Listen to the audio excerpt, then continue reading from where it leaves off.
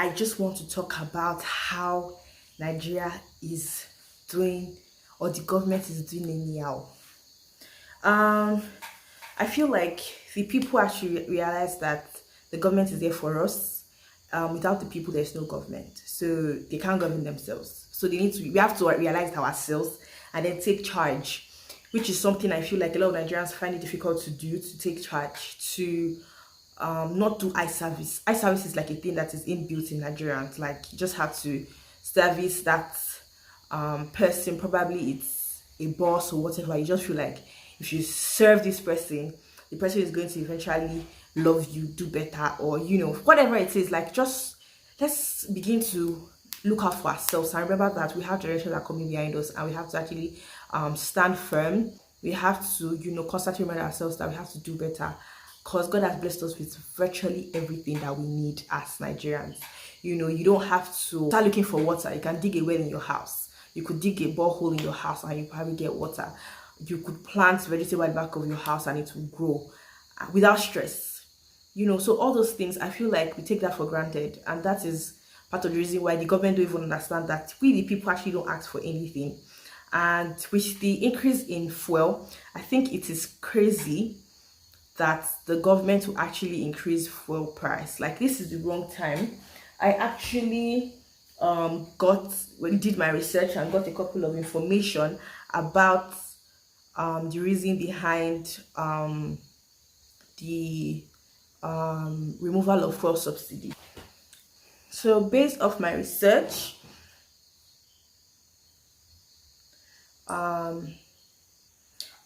removed fuel subsidy, and they claimed that from 2006 to 2019 the government has spent 10.413 trillion on subsidy, and they feel that it is too much. Then they also said that queuing for fuel has stopped for the better. It has finally disappeared, so nobody's queuing for fuel again since the fuel subsidy was removed. Nobody queued for fuel. Fuel was available. There was nobody rushing for black market, as if that is a justification. And then they go on to say that Nigeria is the only country in West Africa that pays the least amount on fuel, and that also claimed that Benin Republic, they come to Nigeria or neighboring countries. Basically, let me just limit it to Benin Republic. Come to Nigeria to buy fuel and then take it back to their place, and they sell it at high prices. And the people that actually need that fuel subsidy, the people that the subsidy was given to, actually not the ones really benefiting from it. But I want to ask a question: why don't you work on your borders? Why is somebody buying fuel here and stick? I don't know whether it's wrong. I don't really understand why, but why is that happening? Why don't you work on that? Why are you disturbing me that can't are just trying to strive to make ends meet, trying to eat, trying to get the next meal? Why are you making things harder for us? Why is it us? Why must we be the one that will suffer?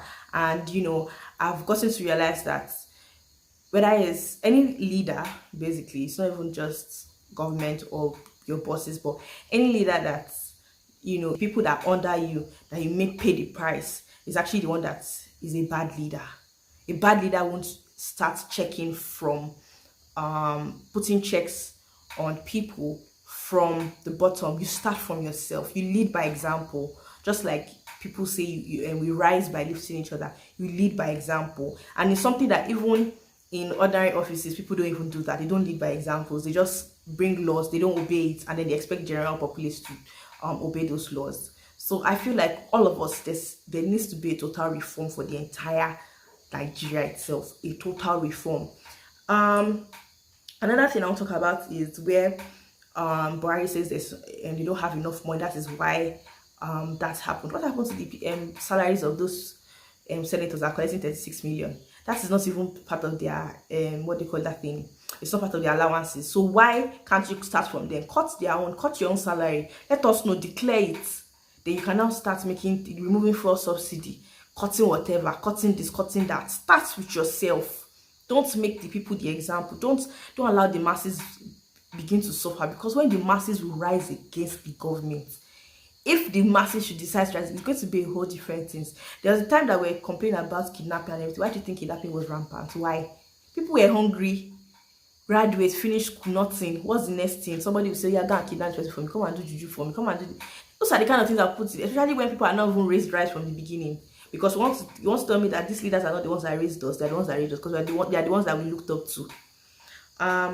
Another thing I wanted to say is the complaint that Buhari made, not complaint, or the warning that he gave to CBN, where he said that no foreign exchange must be issued for food or fertilizer, and that whatever that money should, or whatever money that they could get, they should rather use it to empower the local farmers. But Buhari seems to forget that he's not God. This particular year, Nigeria almost entered famine. If people are not aware, yes, we almost got into famine. Reason being that there was no rain, so rain didn't fall, and it affected a lot of growth. So you found out that cocoa wasn't growing well. You couldn't get good quality cocoa or good grade cocoa because there wasn't rain. Maize, for example, was also another issue because there wasn't rain. It affected everything, which automatically affects every other thing. If you look at it, for example, I'm going to use maize as an example. They use maize for the feed of chicken, for example, and people that own poultries, which are the local farmers, majority of them are local farmers. You find out that these people own poultries, they use maize for their feed. Maize didn't grow well, automatically there's a hike in price because maize didn't grow well this year. So the feed increases, the price for feed increases, and then as the price for feed increases, the price of egg increases. That is just an example. And then we that we are buying it, we're buying it at expensive price because the local farmer will increase the amount they are selling the egg to the retailers, and then the retailers will sell it at an expensive price to the general public, and then our salary did not increase, we'll go and buy it at an expensive price, and then we're still living below what we're supposed to be living because that already increased. Mind you, fuel has increased, though you're collecting the same salary. Moving on, I also want to talk about cocoa. A lot of cocoa companies are having issues because there's no cocoa right now. There wasn't rain, then the rain started falling, and then the rain was too much because now it increases the mold level of the cocoa. So now there's no cocoa. You're not God, so you can't say people should not import food. Yes, I know it's crazy that people are importing maize and all of that, but if there's no food to eat, won't we import? Why don't we find a way? What happened to our dams? Why don't you do better irrigation so that it helps the farmers? Why can't we have a better irrigation plan for all these farmers so that when there's no rain, that can suffice for them? But there's nothing in place, so you cannot now say we should empower them and you're not doing anything and you're acting like, no, we don't have sense or we are not okay. I'm not saying anything about the president so that nobody come and carry me. I'm not saying anything about the president. I'm just saying that I think things can actually be done better rather than putting all of us in a box and then thinking that we are all stupid. We are not stupid. We actually can think, and I think we should begin to think and caution each other and tell each other the truth and not pretend. Even when you see leaders within your community, tell them they lead by example and they should begin to show that they are leaders, because I don't think any of these leaders are showing that they are leaders. Even in the office environment, government, church, they are quite disappointing. Now, when I'm mentioning all these things, I'm not saying that it is all of them are like that, but I'm saying that the majority of them are not leading by examples. And when you start from yourself and then people will watch you and be like, okay, I think we actually need to take a step back. I think we should actually do this. Then you said that there's no money again. Let's take from the pension. Are you going to return it? Are you going to be accountable about it and return that money? I don't think the money is going to be returned. So what are we talking about here? You just put all of us in it. Why don't you take from your own salary? Why don't you take from whatever you take from? Cut it, whatever you cut it, and be considerate of others. That is one thing that a lot of people lack in this country. We are not considerate about other people. We don't think about how we affect our neighbors, how whatever we do affects people next to us. No, we only think about ourselves and our comfort. And that is where we are today. And I also want to say something to the general public, which is something that we ourselves actually haven't realized. You don't expect someone who has no value, who hasn't seen any good example of what a human being should behave like, so suddenly grow up and begin to behave like a human being. So let's raise ourselves well. Let's talk to ourselves. When within our small groups, friend groups, fellowship, let's talk to ourselves. Let's begin to do better.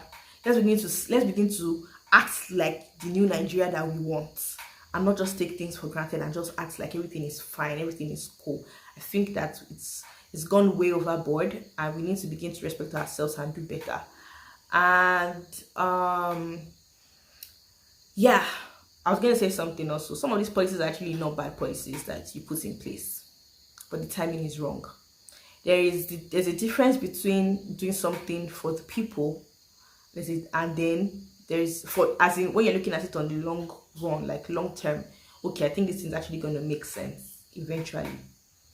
Then there's a difference between doing it at the right time, because you can make a good decision at the wrong time and it won't work out. So that's what's going to happen.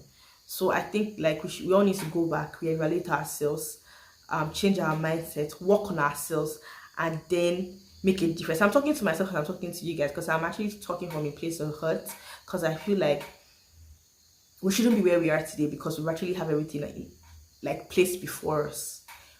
Nigeria, when the Awolowo were there, they used cocoa to do free education. It was cocoa money. Let's go back to our roots. How did those people do it back then that it was good? What mistakes did they make back then that Nigeria is no longer good? What mistakes are we making now that we need to make a change? Let's go back and reevaluate ourselves, as I said. And I hope you guys understand that we all need to hear this and make a difference. And I'm trying to make a difference in my own little way. So please like, share, subscribe, and yeah, enjoy. Thank you so much. Love you guys. Bye.